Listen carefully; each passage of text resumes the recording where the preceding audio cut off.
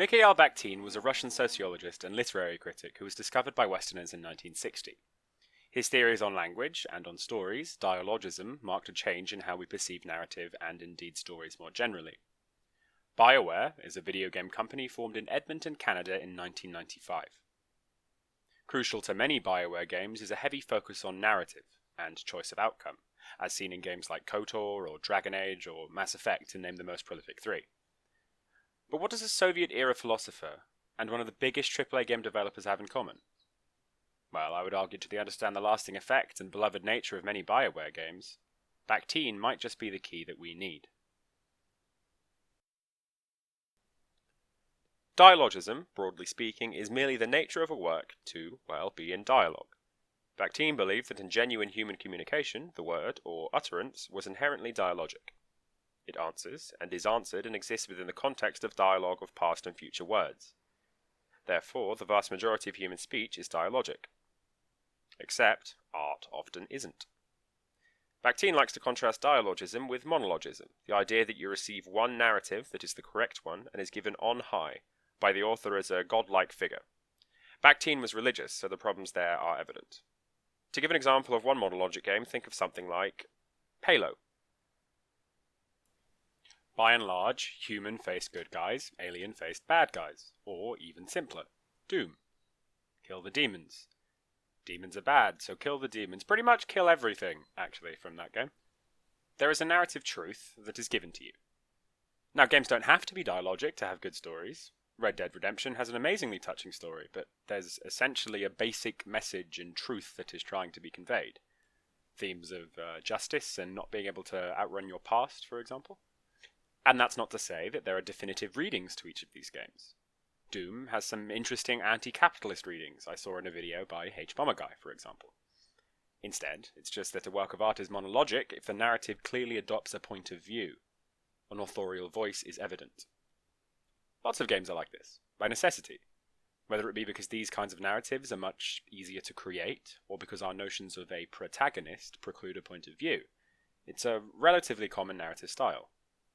One notable exception before I get onto the topic of Bioware and choice and how interactivity changes how we dialogically interpret games is Spec Ops: The Line.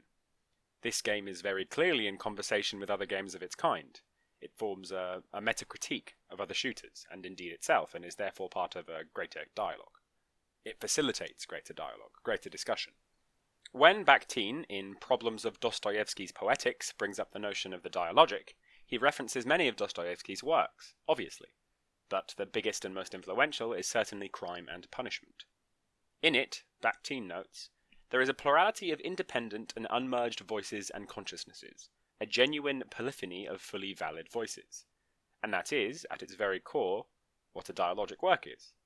He notes characters Raskolnikov and Porphyry as being perfect examples of this. They maintain an exchange wherein they are acting on multiple different levels. The level of a criminal and a police officer attempting to capture one another, a la Death Note. The level of two people chatting about current events and different worldviews. To the reader, they are interacting and trying to persuade you to their side. In the context of other detective stories, they are informed by what we expect to read in other detective stories, and indeed, as can be seen with Death Note, inform other stories. Porphyry, actually, is a good example of someone who informed Detective Monk from those stories. Crucially, it's never pushed as an agenda who is right and who is wrong. Raskolnikov is our protagonist, but he's not the hero, nor is he an anti-hero, he's just a guy. And sure, the story follows him, but it's also about how other people's opinions affect Raskolnikov, how the world affects Raskolnikov. Crime and Punishment is one of the perfect works of dialogism for reasons like this, and to find a video game with these traits might prove difficult. Except that we have Bioware. Now, note before, I love Bioware. Love it to bits, so this is bias, but it might inform why I love them so much. Part of why I love their games is that, particularly in Dragon Age, but also in KOTOR and to a lesser extent Mass Effect, there are genuinely fully formed moral dilemmas. There are choices, characters that are well written and support each of these points of view. Sure, Meredith in Dragon Age 2 is not painted in the best light, but Cullen bears the reasonable side of the Templars for the most part. First Enchanter Orsino seems perfectly reasonable and likable, but he turns into a flesh monster. Anders, your companion, most prone to helping people out and compassion, formerly inhabited by literal justice, blows up an innocent church. All of these actions are justifiable. No one, not even really Meredith, is painted to be wholly evil, but not just in presentation. Their reasons are consistent, but it doesn't lead to a moral inertia of sorts. And it's probably important to point out that none of these decisions are purely out of selfishness. They are all morally informed. All of these actors are well aware of the morality of their actions, and they justify them. The game opens up this dialogue with the player. What do you think is permissible? And more than just presenting these questions, it gives you a chance to respond, to further the dialogue. And that is the strength of interactive mediums like gaming generally, obviously. But through giving people choices in how to react to the story and allowing them to take part in the dialogue, games reach a new level of dialogue that, even if not perfect, Bioshock and the Stanley Parable go to show that your response is prefigured, and therefore maybe not really an authentic response. It is certainly a new dimension that gaming is adding to the discussion.